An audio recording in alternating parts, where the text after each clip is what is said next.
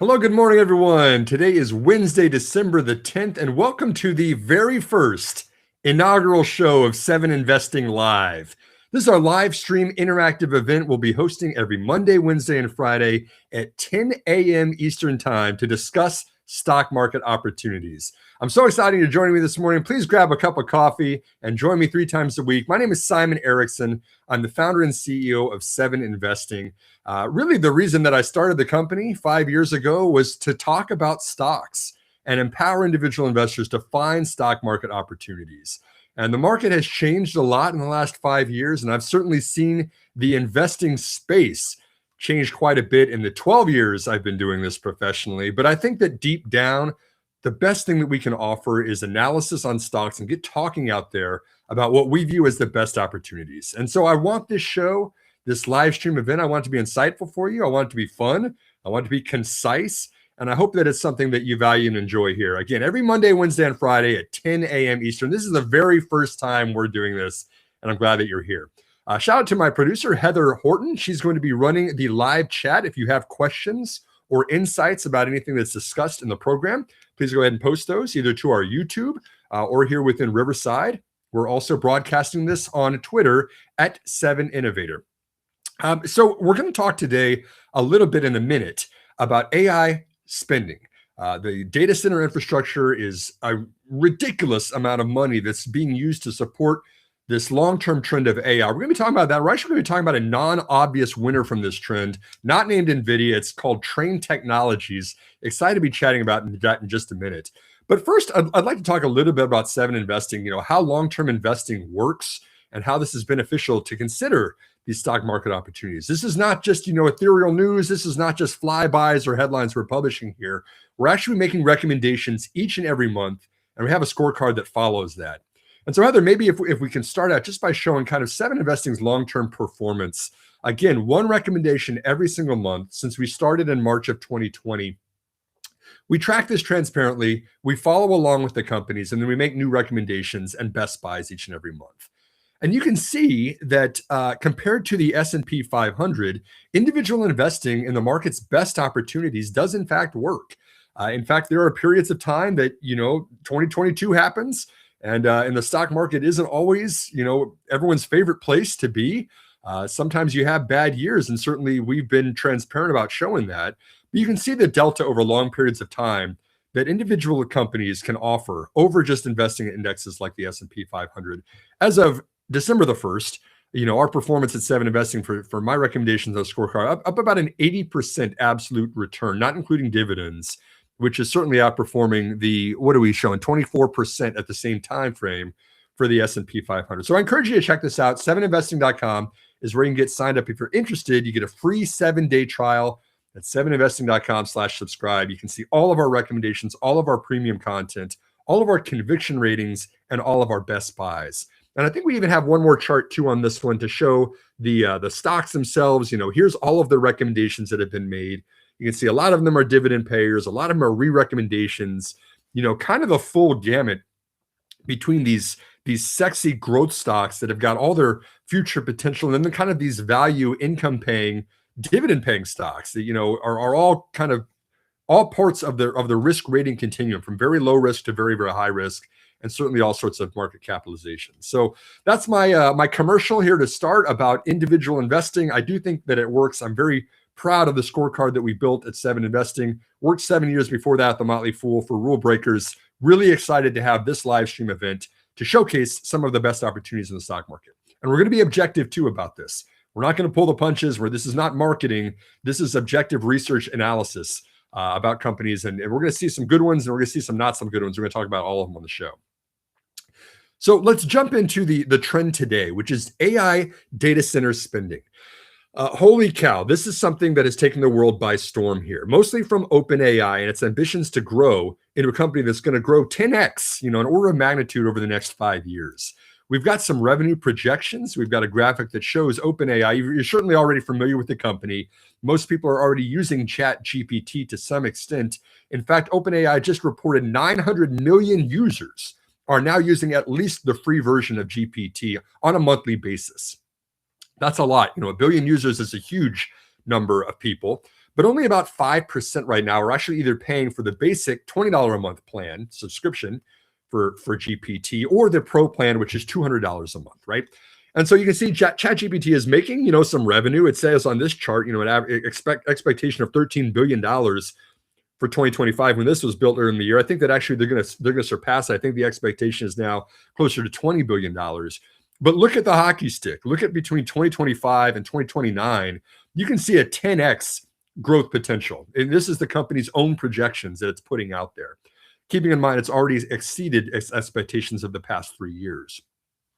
And it's going to be doing that through APIs. It's going to be integrating with the enterprise to dig into and mine and make decisions off of enterprise data that is a little bit proprietary, and you're willing to pay a little bit more for that. But then you also see these agents, right? These agents that are acting autonomously out there, making decisions, doing marketing work, doing customer support out there. This is something that OpenAI is expanding its revenue, expanding the pie as well. And then new products, including free user monetization. Look at how that's going to grow into a $25 billion market by 2029 from essentially zero today. What does free user monetization mean? Well, that simply means putting advertisements into that core free GPT platform. Same strategy that Google used in the late 1990s, same strategy that Facebook used in the 2000s. We are the users that are getting this for free, and there's 900 billion of us that are using this right now. And then all of a sudden, if you start seeing some ads, and the conversion rate's very, very high for those ads, because what we're searching for, the topics we're interested in, this is going to be the next expansion for GPT. And I think it's going to be a key part of this case. But this is not a bullish pitch for OpenAI. This is not to try to get anyone to encourage you to use ChatGPT, but instead it's actually to show the massive amount of computing that is required for those AI models that are being run out there and are being used by almost 1 billion users all across the globe.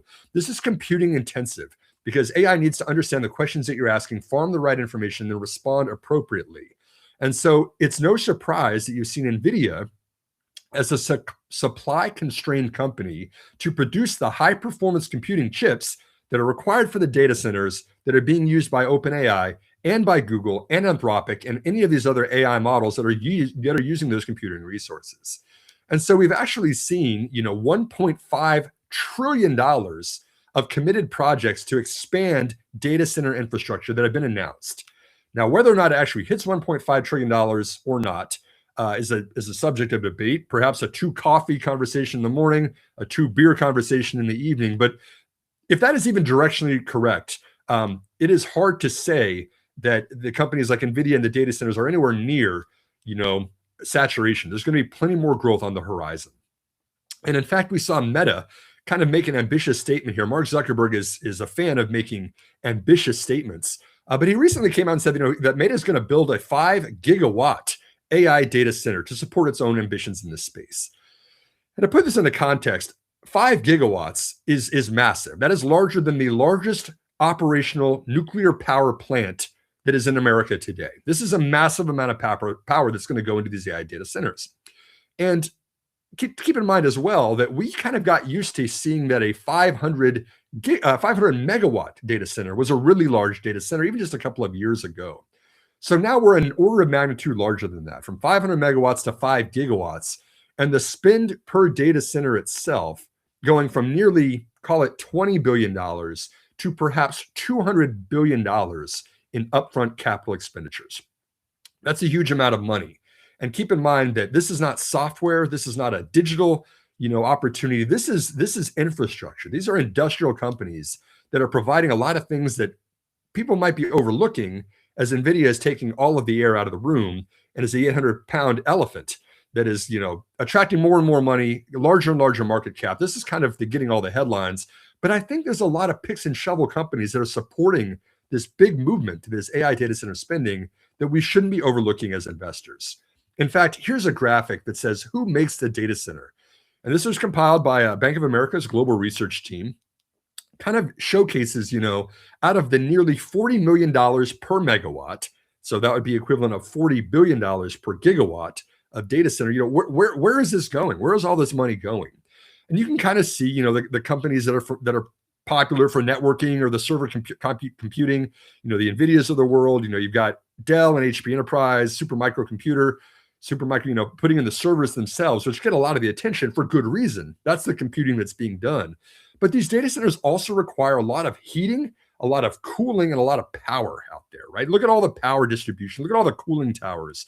Look at the computer room, air handlers that are down, the CRAHs, the generators for power, the chillers to take the cooling out of these chips that run really hot. There's a lot of CapEx spend that goes into a data center. And I think that even though we tend to focus on the companies like NVIDIA, there's a lot of other opportunities in this that we shouldn't really be overlooking. And so I want to feature a couple of those here today as we talk about this. I think this is kind of the underappreciated story that if the data center demand is real and NVIDIA continues to take all the oxygen out of the room, maybe let's start looking at some of these other companies that are in smaller fonts of most news and press releases that are still going to be making a ton of money off this trend. And the company that I'm going to point out today is Trane Technologies. You can see it over there on the left, the chiller units. They're also doing a lot of the HVAC cooling systems for the server rooms themselves. Trane Technologies is mostly thought of as a residential air conditioning company, right? You probably might have a Trane Technology or American Standard air conditioner for your own home. And in fact, for the most of its 140-year history, it's been on residential HVAC systems. But applied HVAC systems, which are much more complex, much more complicated, and much larger, and by the way, also much higher margin, has really been driving the company's results here in the last couple of years.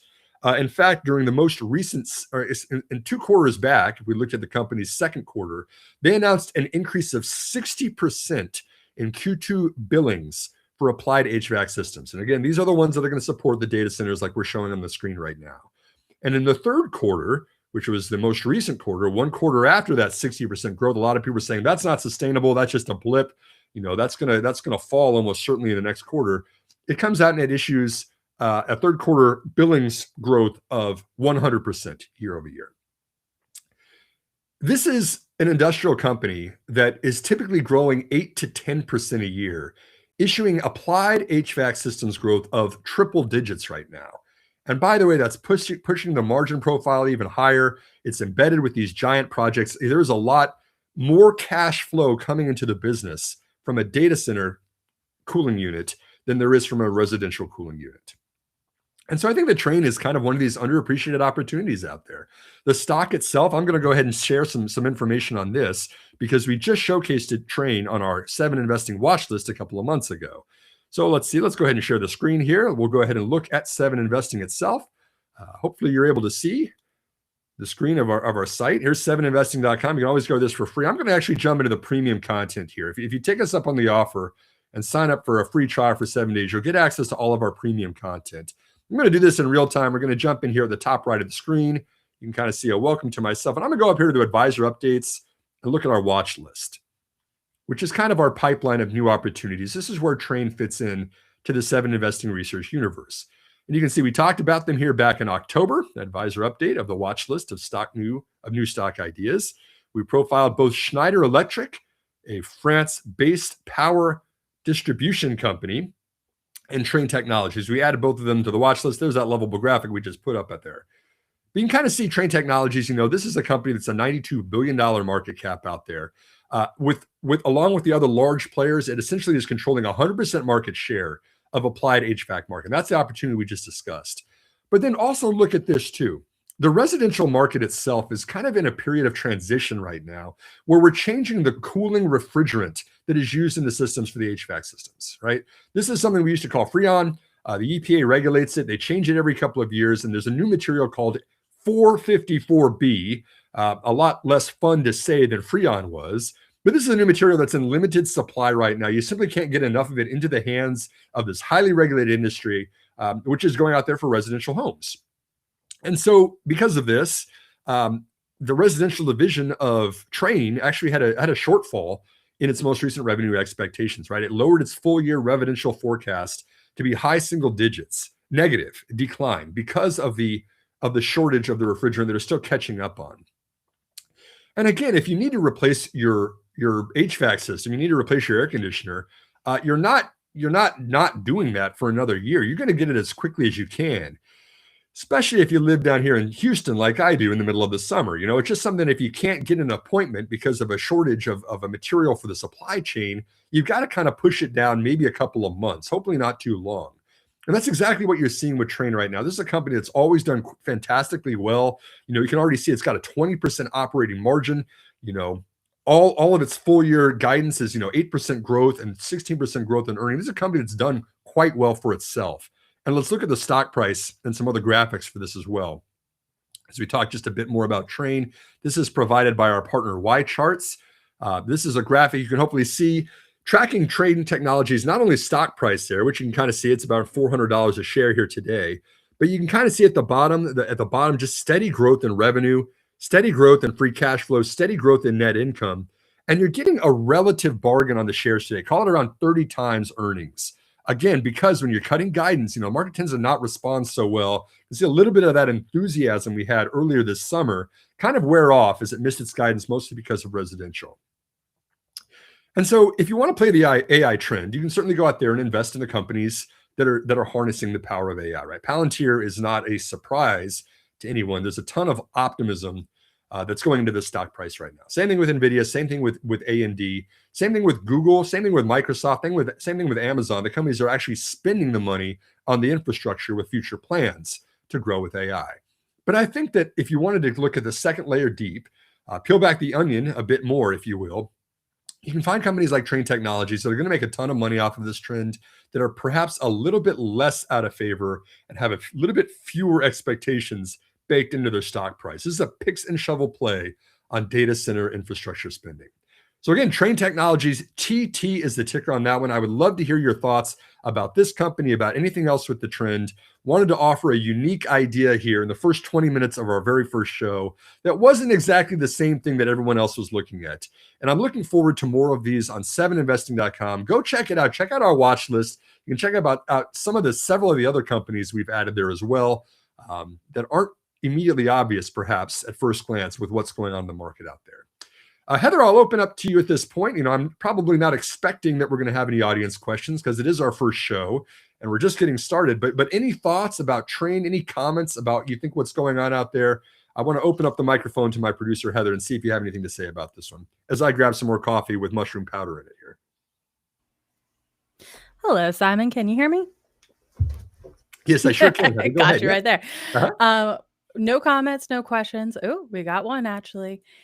All right, we have a question from Gregory Spera 4062.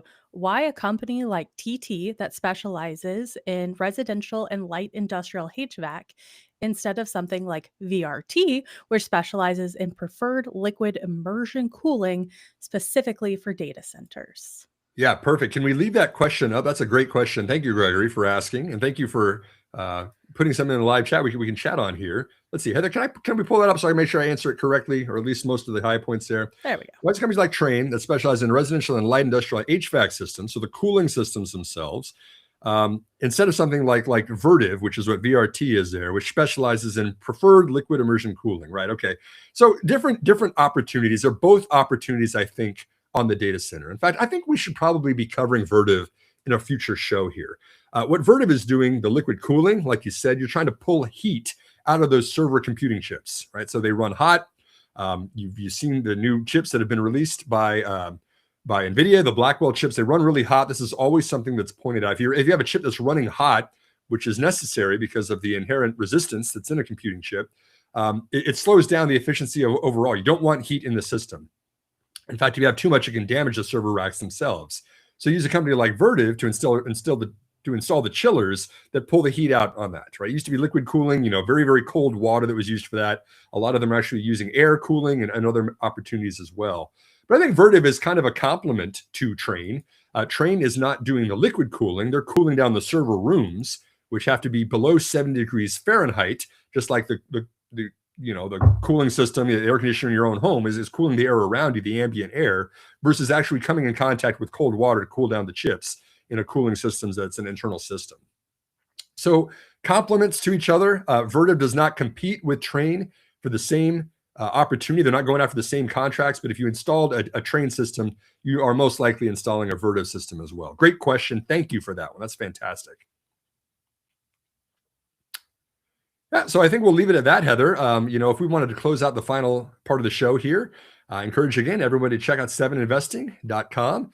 Look at our watch list. Again, you get 7 days free trial. If you find out that the site is right for you and you want to see all of our monthly recommendations, all of our monthly best buys, stick around for $199 per year. I think that's a fantastic bargain that has a great ROI that quickly pays for itself. And we track that very transparently on our scorecard there at 7investing.com. So I appreciate everybody for tuning in. Thanks for listening to this episode on HVAC systems and AI data center spending. We're going to talk on Friday. It's going to be our next show about another trend, which is going to be prediction markets. If you follow along with Polymarket and some of these other opportunities in the market out there, it's kind of a great way to not only expand certain sectors like online sports gambling, but basically you can almost gamble on anything these days. Political outcomes, sporting events, a bunch of different things. And I'm going to analyze this market and see what's going to mean for a company that's led the online sports gambling space called DraftKings. I'm going to see if this is an opportunity or a threat for DraftKings going forward, knowing that prediction markets are a really, really big deal right now. So that's the end of today's show. Again, December the 10th. Thank you for tuning in to 7 Investing Live. I hope you have a wonderful day. We'll see you again on Friday.